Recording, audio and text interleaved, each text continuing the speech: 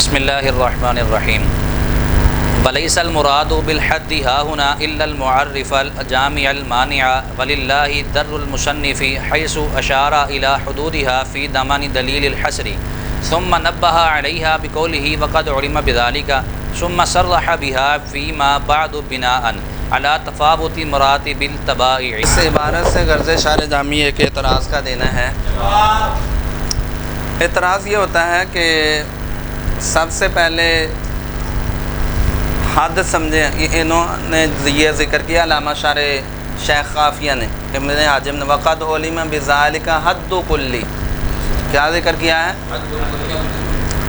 اب حد کا ذکر کیا، اور حد کس کے کہتے ہیں؟ حد کہتے ہیں جو محدود کی ذاتیات پر مشتمل ہو، محدود کی ذاتیات پر مشتمل۔ اب وجہ حصر میں جو ذکر ہوا ہے وہ ہے دلالت اور عدم دلالت کا، کہ کلمہ اپنی ذات میں حاصل ہونے والے معنی پر دلالت کرتا ہے یا نہیں کرتا، تو حرف کرتا ہے تو پھر اس کا معنی تین زمانوں میں سے کسی ایک کے ساتھ، تو یہ دلالت عدم دلالت، یہ اقتران اور عدم، یہ سب عوارض ہیں، یہ ذاتیات نہیں ہیں بلکہ کیا ہیں؟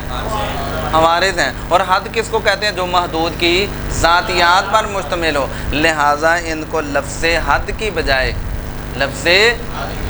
لفظ تعریف ذکر کرنا چاہیے تھا، اور یہ کہنا چاہیے تھا وقد علم بذالک تعریف کل واحد منھا۔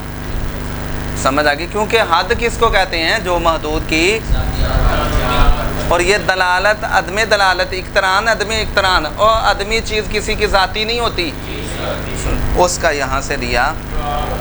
کہتے ہیں یہ جو آپ نے تعریف کی ہے کہ حد اس کو کہتے ہیں جو محدود کی ذاتیات پر مشتمل ہو، یہ حد اور تعریف میں جو فرق کیا ہے یہ فرق منطقیوں کے نزدیک ہے، یہ فرق نحویوں کے نزدیک حد اور تعریف میں کوئی فرق نہیں ہے۔ نحویوں کے نزدیک حد اور تعریف میں فرق ہی نہیں ہے۔ کسی بھی شے کی جامع معنی تعریف کو حد بھی کہتے ہیں، تعریف بھی کہتے ہیں، اور وجہ حصر سے اسم فعل حرف کی جامع معنی تعریف معلوم ہوگی ہے، لہذا اس کو حد بھی کہہ سکتے ہیں، اس کو تعریف بھی کہہ سکتے ہیں، لہذا وقد علم حد کہنے میں کوئی حرج نہیں ہے۔ کچھ پلے پڑا جی۔ چلیے علامہ شارح جامی فرماتے ہیں اور حد سے یہاں مراد نہیں ہے، حد سے یہاں مراد مگر وہ تعریف جو جامع معنی ہو، یعنی حد سے مراد نحویوں کے نزدیک کیا ہے؟ جامع معنی تعریف، اور وہ یہاں سے کیا ہو رہی ہے؟ معلوم ہو رہی ہے، لہذا لفظ حد کا ذکر کرنا بالکل درست ہے۔ اس کے بعد شیخ جامی نے کہا وَلِلَّهِ دَرُّ الْمُصَنِّفِ، وَلِلَّهِ،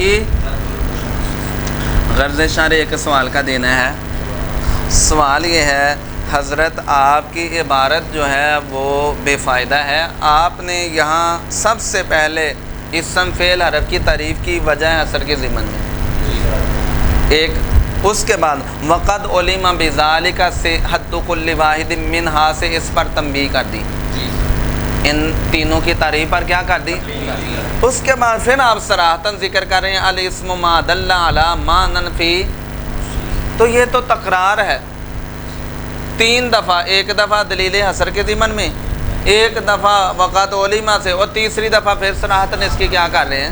تعریف کر رہے ہیں، تو یہ درست ٹھیک ہے۔ اس کا یہاں سے کیا دے دیا علامہ شارح جامی؟ اس کا جواب دیتے ہوئے کہتے ہیں کہ مصنف کے لیے اللہ کی طرف سے خیر کثیر ہو، کثیر بلائیاں ہوں، اور سمجھ آ گئی کہ نہیں؟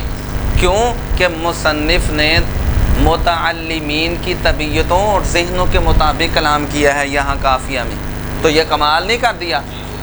مصنف نے کیا کر دیا ہے؟ کمال کر دیا ہے کہ انہوں نے قافیہ میں کلام طالب علموں کی ذہنیت کے مطابق کیا ہے، اور پانچوں انگلیں برابر نہیں ہوتی، اسی طرح سب کے ذہن بھی تین درجے ہیں، ذکی، متوسط اور غبی۔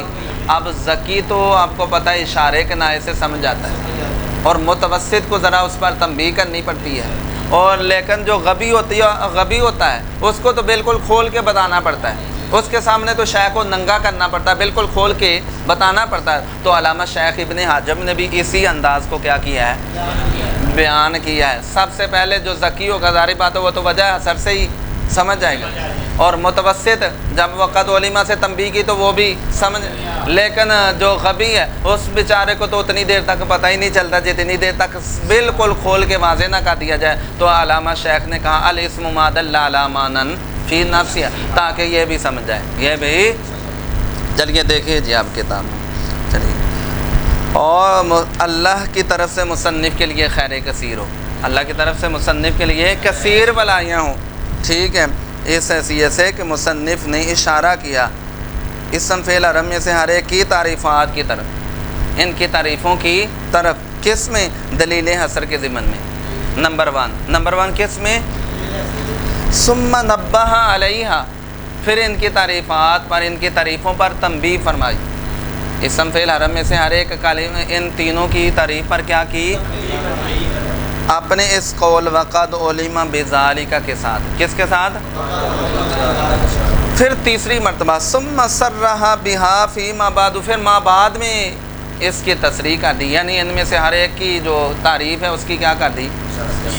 تصریح کر دی۔ بعد کہتے ہیں بناء علی تفاوت مراتب التباعی، طالب علموں کی طبیعتوں کے مراتب کے تفاوت پر تنبیہ کرنے کے لیے، طبیعتوں کے جو مراتب ہیں ان کے تفاوت پر تنبیہ کرنے کے لیے، اس پر بنا کرتے ہوئے، اس پر چلیے کہتے ہیں بنا کرتے ہوئے علی تفاوت مراتب التباعی، طالب علموں کی طبیعتوں کے مراتب کے تفاوت پر، کہ ذہن ایک طرح کے نہیں ہوتے، کچھ غبی ہوتے ہیں، کچھ متوسط ہوتے ہیں، اور کچھ اسی کے پیش نظر انہوں نے یہاں کلام